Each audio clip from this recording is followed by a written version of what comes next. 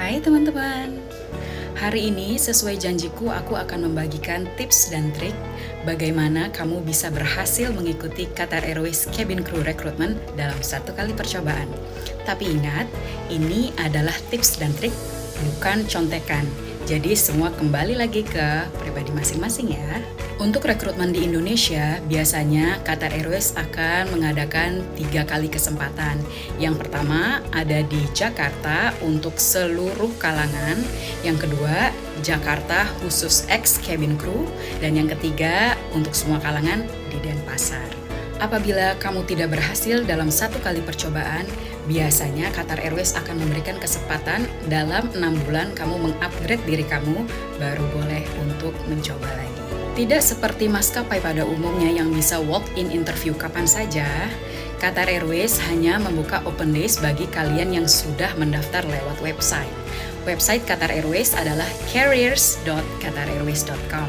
Di website tersebut nanti kamu akan diminta beberapa dokumen untuk melengkapi biodata kamu, CV, dan lain-lain. Bila kamu sudah melengkapi dokumen-dokumen yang diminta, kamu akan diberikan undangan untuk datang ke open days. Biasanya, tempat, tanggal, dan jam yang sudah ditentukan akan diberitahukan di undangan open days tersebut. Jadi memang acara ini tidak digelar secara terbuka begitu saja. Untuk mengetahui kapan Qatar Airways akan membuka rekrutmen di Indonesia, kamu harus rajin-rajin buka carriers.qatarairways.com atau kamu bisa follow akun-akun Instagram Cabin Crew Wannabe yang mereka juga update tentang maskapai-maskapai Timur Tengah. Waktu aku join Qatar Airways, aku mengikuti rekrutmen khusus ex-cabin crew yang diadakan Januari 2016. Perbedaannya adalah untuk rekrutmen inisial, semua kalangan pekerjaan bisa mengikuti rekrutmen tersebut.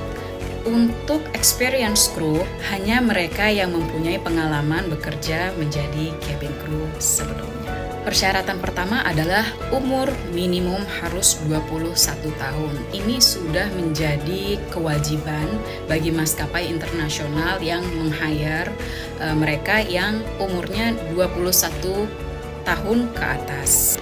Dan untuk maskapai Middle East, biasanya mereka akan memberikan minimum high school degree, yaitu minimum pendidikan SMA. Tapi logikanya kalau 21 tahun minimum dengan minimum pendidikan SMA, mereka mengharapkan kamu tidak hanya lulus dari SMA. Jadi setelah SMA ada pekerjaan yang kamu lakukan atau ada pendidikan yang kamu lakukan dari rentang lulus SMA ke 21 tahun itu. Open day hari pertama, pada waktu itu aku datang rekrutmen di Hotel Grand Melia di Kuningan. Nah, di situ kamu langsung akan diarahkan oleh security ke arah aula besar. Kamu akan diminta KTP ID card dan akan disuruh mengisi absen.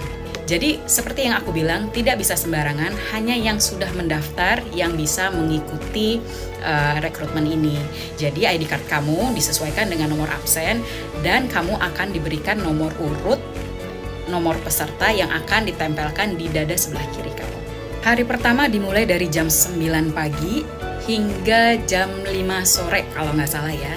Itu dalam satu hari itu hanya interview awal saja. Jadi pertama kamu akan dikumpulkan di suatu ruangan.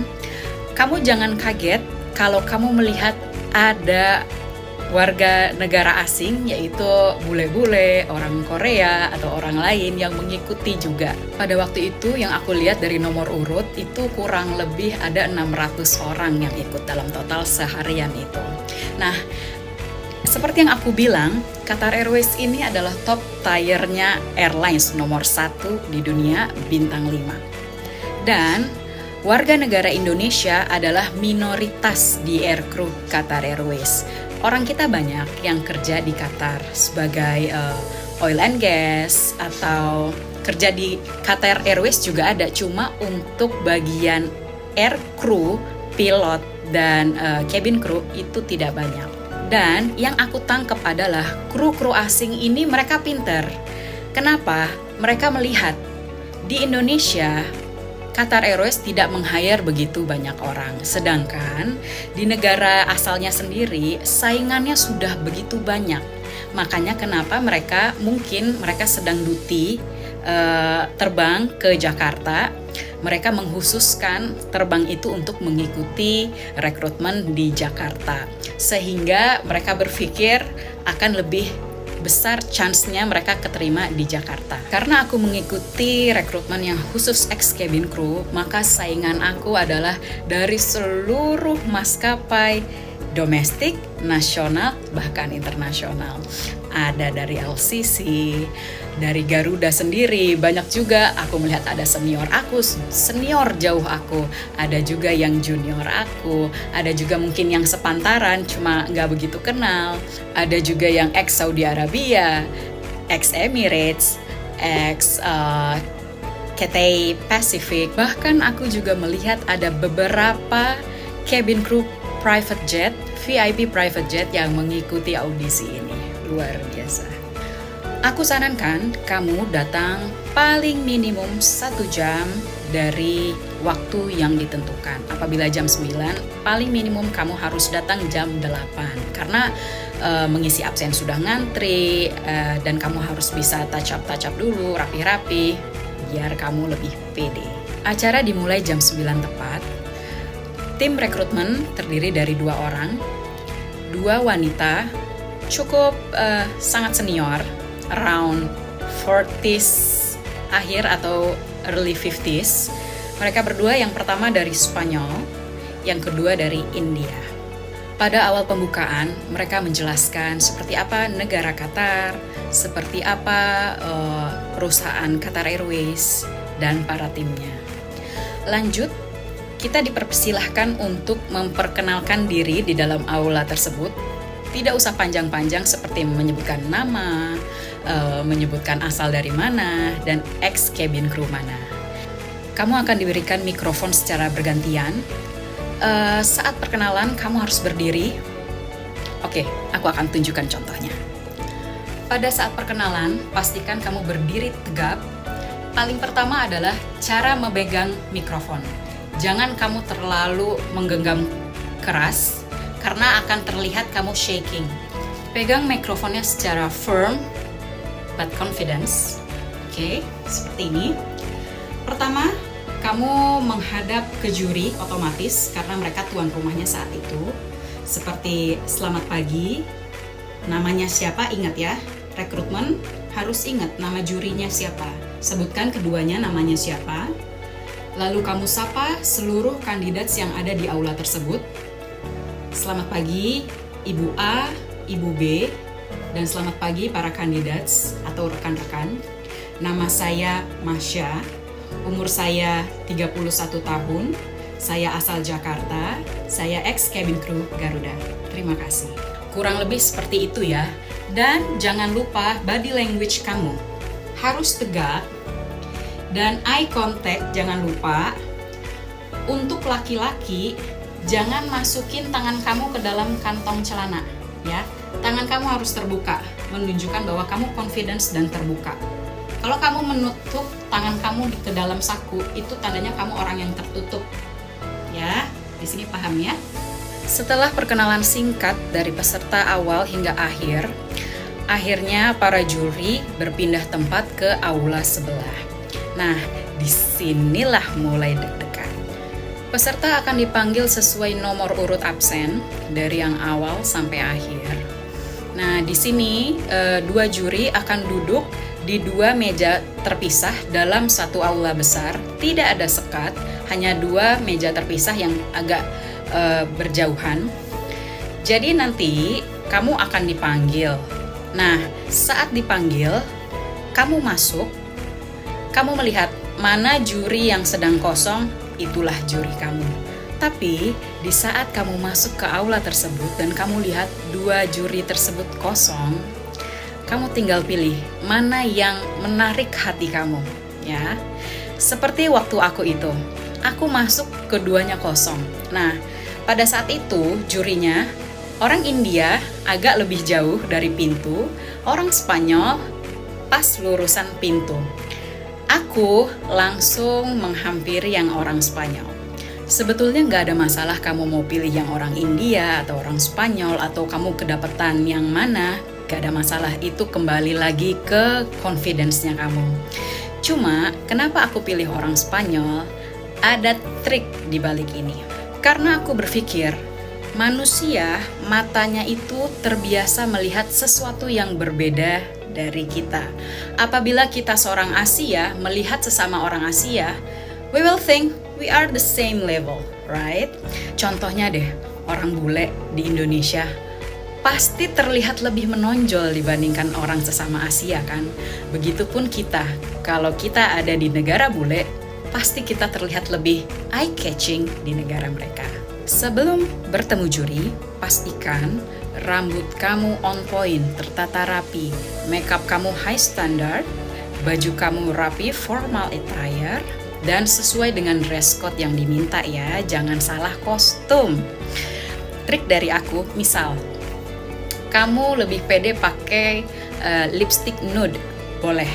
Cuma kalau aku bilang Qatar Airways mempunyai seragam warna burgundy dan dia punya lipstick khas burgundy atau dark purple, dark red atau bright red. Kalau kamu pede, alangkah baiknya kamu pakai ini. Karena apa? Jadi juri bisa melihat kamu memakai lipstick itu very good. Jadi kamu sudah seperti, saya pantas loh pakai seragam burgundy, termasuk lipstick, karena lipstick adalah bagian dari seragam. Untuk pria juga sama, harus rambutnya rapih, harus shave ya, wangi, bersih, pokoknya harus keren. Ibaratnya seperti kamu mau ketemu gebetan. Ini aku umpamakan seperti hubungan sesama manusia ya. Qatar Airways itu seperti gebetan kita yang out of league begitu. Jadi gebetan itu kan ada yang basic, ada yang dream girl or dream boy, ada yang out of league. Yang basic ya kita bisa lah dapetin, yang dream girl ya kita bisa usahain, yang out of league aduh kayaknya minder nih gue. Nah kurang lebih seperti itu.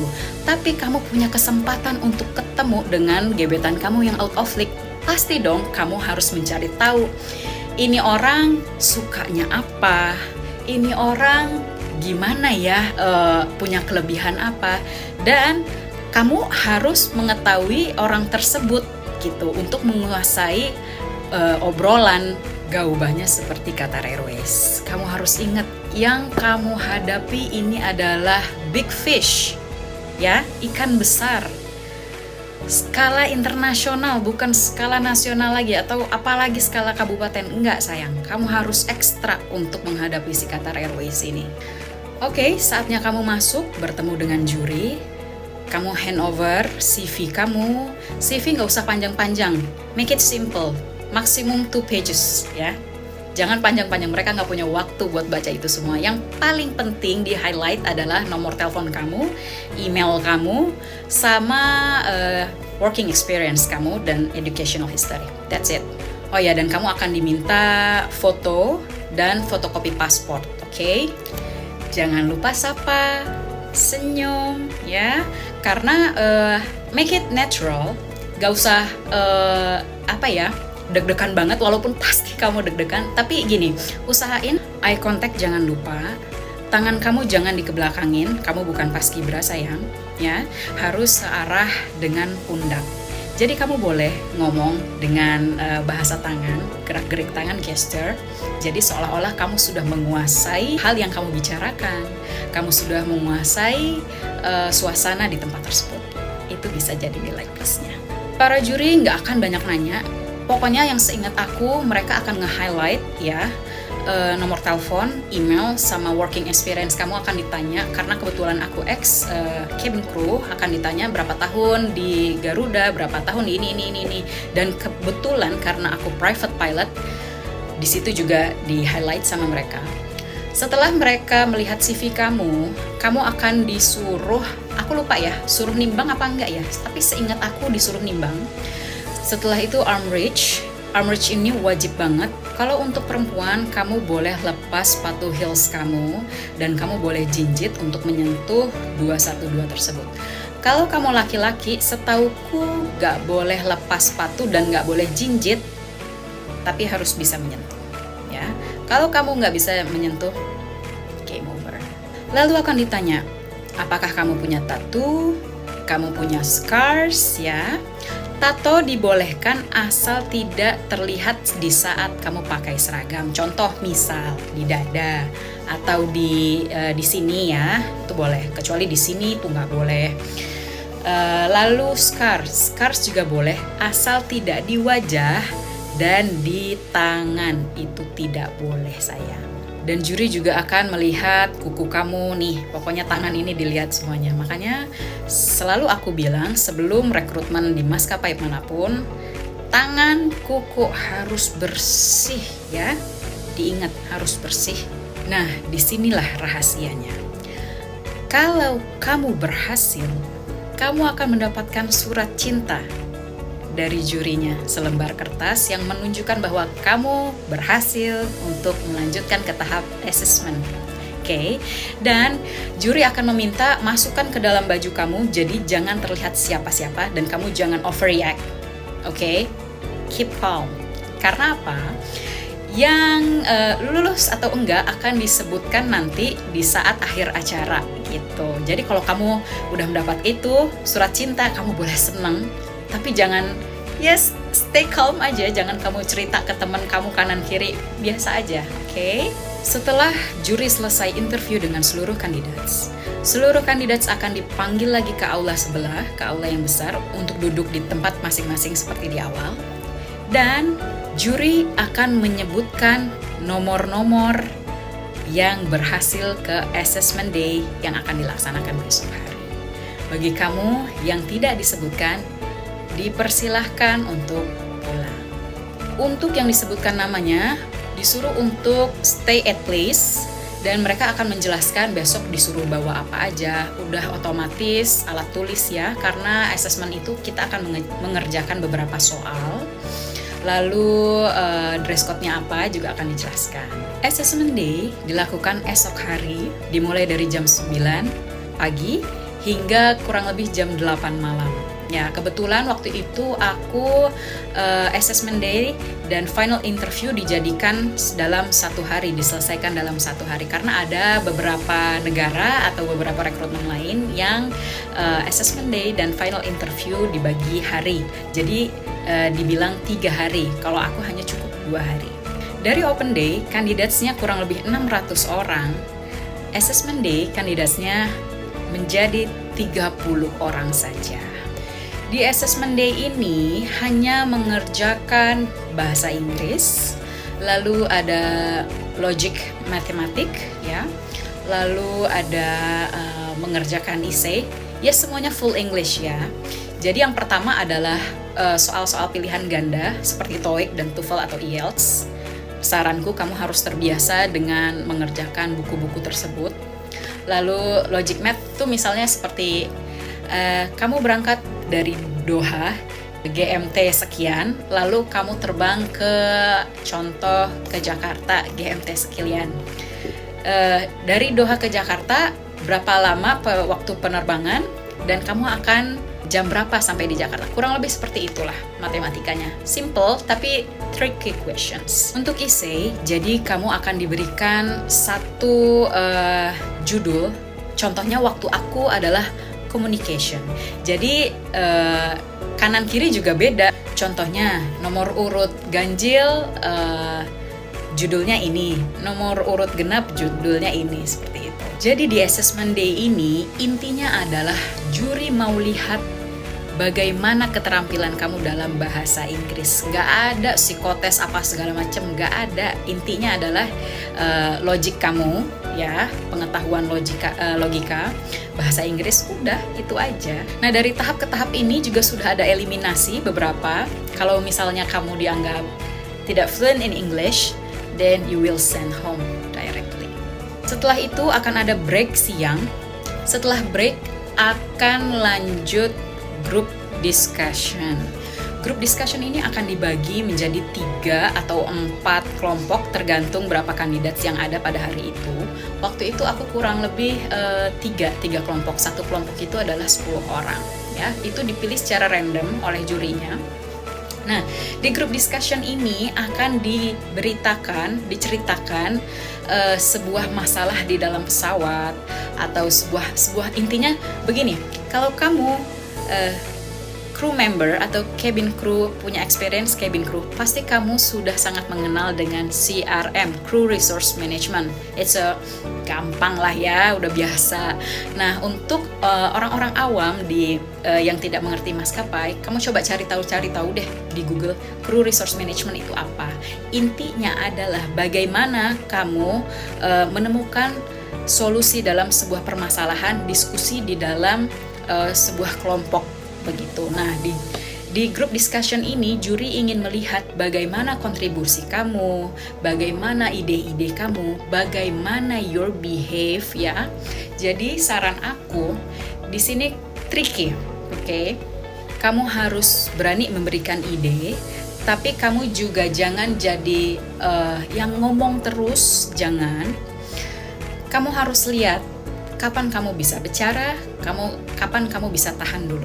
Oke, jadi di saat group discussion itu, satu juri akan memantau dari meja. Oke, satu juri akan walk around. Mereka akan muter-muter with a notebook ya, melihat oh kontestan ini begini, oh kontestan itu begitu. Saran aku ya, biar energi kamu tidak habis, di saat group discussion mulai, kamu pantau dulu nih. Let your friends talk, oke? Nah, di saat jurinya mendekat ke kamu, show off, show time, oke? Baru kamu ngomong. Ngomongnya juga jangan caper, nggak usah teriak-teriak, santai aja, keep calm. Tapi pastikan kamu dinotis sama juri tersebut, ya. Seperti yang aku bilang, kamu sedang berhadapan dengan big fish, ya, maskapai besar kelas dunia. Jadi, kalau menghadapi sesuatu yang besar, jangan pakai otot, capek, energi kamu habis. Kita harus pakai otak, ya. Harus trick, how to membuat mereka wow, melihat kamu tuh wow, orang ini pantas kerja sama gue, kayak gitu loh. Lalu di group discussion itu, kamu harus full English, walaupun teman-teman kamu semua orang Indonesia. Kayak waktu itu, ya, di grup aku ada yang kita ngomong bahasa Indonesia apa bahasa Inggris nih? Ya jelas bahasa Inggris lah, ya. Walaupun teman kamu ngomong bahasa Indonesia, let them. Kamu tetap speak English confidently, oke? Jangan terpengaruh dengan yang lain. Kamu harus ingat, di group discussion itu adalah rival kamu, bukan tim kamu. Ini yang banyak orang salah, oke? Karena mereka berpikirnya gini, iya kak, banyak nih ya followers aku ngasih tahu aku, iya kak, aku gagal di group discussion karena aku udah tahu nih, pasti ini orang iya aja di group discussion itu, diem iya aja. Nggak boleh kayak gitu sayang, ya. Aku tanya, kenapa kamu diem aja? Iya karena aku takut terlihat terlalu dominan. Ya itu makanya aku kasih tahu, kamu harus ingat di group discussion itu semuanya rival kamu, bukan tim kerja kamu. Ya, tetap kamu harus show off, kamulah yang terbaik di group discussion itu. Nah, setelah group discussion selesai, ada selanjutnya yaitu suruh maju satu persatu menjelaskan seperti apa diskusi yang terjadi di kelompok kamu. Ayo loh, jangan kamu pikir kamu aman di dalam situ ya. Jadi jurinya juga mau lihat gimana kualitas bahasa Inggris kamu. Semuanya suruh maju satu persatu. Pada saat itu caranya gimana? Kamu akan disuruh berdiri, sama seperti perkenalan di saat open days ya, berdiri. Kamu bicara menghadap ke juri, menghadap ke kandidat yang lain. Santai, tapi kamu harus menampilkan bahwa kamu menguasai diskusi yang kamu omongin dengan teman-teman kamu. Jadi kamu nggak kosong nih, ya. Jangan aja, mereka tahu loh ya. Setelah group discussion selesai, mereka akan memberitahukan siapa yang lanjut dan siapa yang tidak. Bagi yang lanjut, mereka akan melanjutkan ke final interview. Pada tahap ini sudah sangat sedikit yang berhasil. Sebelum final interview, kamu akan diberitahukan lebih jelas benefit-benefit yang didapatkan apabila kamu join di Qatar Airways. Lalu kamu akan diberikan satu seperti mengisi biodata lah, kelengkapan pokoknya dari Qatar Airways-nya tersebut. Kamu akan ditanya lagi paspor. Nah ini dia saranku, kamu bikin paspor ya. Walaupun kamu belum berhasil, kamu harus bikin paspor. Karena apa? Jelas karena Qatar Airways itu seluruh penerbangannya itu internasional. Tidak ada domestik sama sekali. Jadi kamu terbang udah pasti internasional. Makanya kamu harus butuh paspor dan mereka akan nanyain 2 kali, mana paspor kamu? Gitu. Nah, final interview seperti apa? Seluruh candidates disuruh menunggu di luar, dipanggil satu persatu ya di sebuah ruangan yang besar. Nah, kali ini kamu interviewnya langsung diinterview oleh 2 juri dan kamu sendiri sambil duduk. Pertanyaan mereka adalah pertanyaan simple but tricky, oke? Nah, pada saat aku yang ditanyakan adalah bagaimana kamu mengupgrade knowledge kamu. Nah, seperti apa jawabannya? Ya, jawabannya aku spontan aja, apa yang ada di pikiranku aku jawab, tentu dengan cara berbicara yang baik. Seperti contohnya, knowledge itu penting sekali karena dengan knowledge kita akan mempelajari seperti apa dunia, seperti apa calon customer kita. Oh iya, ini ya yang paling penting. Kalau kamu ditanya nih sama juri, kenapa kamu pilih Qatar Airways? Kamu harus puji-puji Qatar Airways dan kamu harus memujinya sesuatu yang berbobot. Jangan kamu bilang karena saya mau keliling dunia, karena gaji Qatar Airways besar. Jangan, pokoknya jangan memberikan jawaban yang untuk keuntungan pribadi. Jangan ya.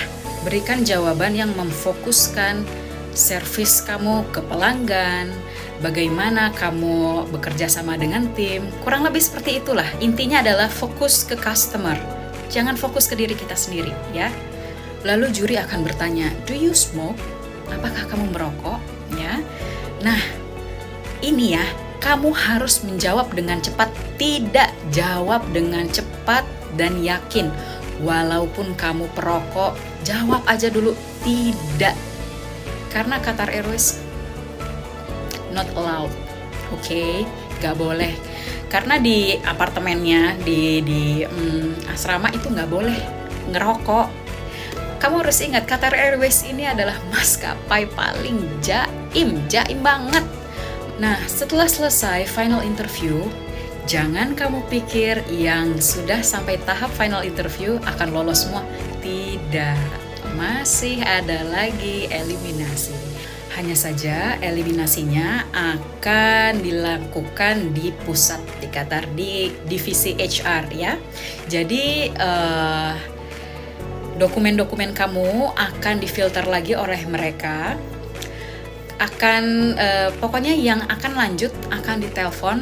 Jangan lupa kalau ada telepon dari plus 974 974 diangkat ya. Kalau tidak sempat diangkat, mereka akan email seperti aku dulu. Aku gak sempat angkat, emang agak-agak nih. Mereka akan email, mereka akan minta kamu mengirimkan foto sesuai dengan syarat-syarat yang mereka minta, seperti background biru, rambut tertata dengan baik, make up yang baik, lalu pakai short sleeve ya, roknya di bawah lutut atau selutut aku lupa, tidak pakai stocking dan tidak boleh diedit, dan high resolusi pastinya. Mereka mau lihat seperti apa kulit kita, seperti apa, apakah ada scars dan lain-lain kayak gitu. Lalu nanti kalau kamu sudah lolos lagi ke tahap selanjutnya nih, kamu akan diminta medical check up di Indonesia dan di Qatar. Nah, seperti apa nanti akan aku bikin video lebih jelasnya ya untuk medical. Nah, untuk di Indonesia medicalnya itu ada 2 klinik berbeda. Itu biasanya di daerah Jakarta Timur, klinik-klinik yang mempersiapkan para TKI untuk berangkat ke Timur Tengah biasanya. Kamu akan dibarengkan dengan sama mereka.